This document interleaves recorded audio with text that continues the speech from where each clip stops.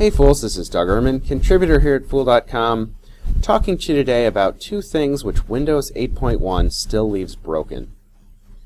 Recently, Microsoft announced that it would be releasing an upgraded version of Windows 8 in the form of Windows 8.1 in order to address some of the consumer complaints with Windows 8.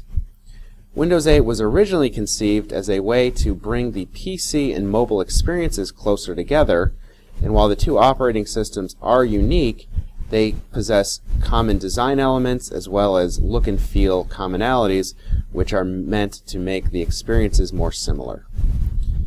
The problem with Windows 8 was, of course, that consumers didn't really like certain functionality, so the release of Windows 8.1 was an attempt to fix that. And while many fixes are included in Windows 8.1, there are still some things which don't work the way they should. First of these is the fact that the user interface is really not intuitive. There are a number of swipe moves and other functionality which take a lot of memorization and learning, and classic Windows users are simply not familiar with them. For example, in order to see a list of open apps, you must first swipe right and then left.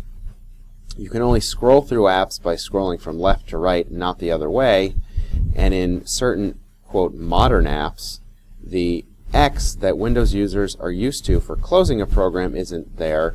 You must swipe from top to bottom in order to close the app.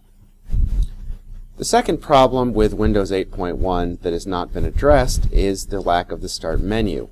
While the Start button has returned, the Start menu is, for many, the primary form of navigation in the Windows environment.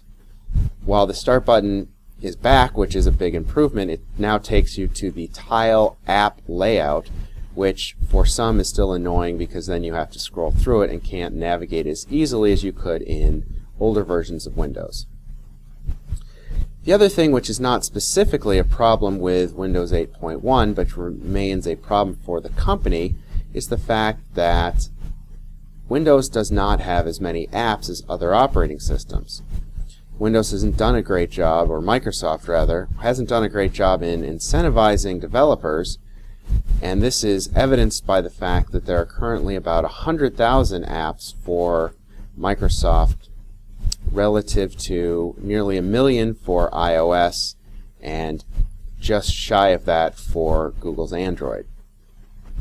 So while Windows 8.1 is definitely an improvement, there are still some things that it needs to fix as well as some issues that Microsoft overall needs to address if it wants to remain competitive. Thanks for listening, and Fool on.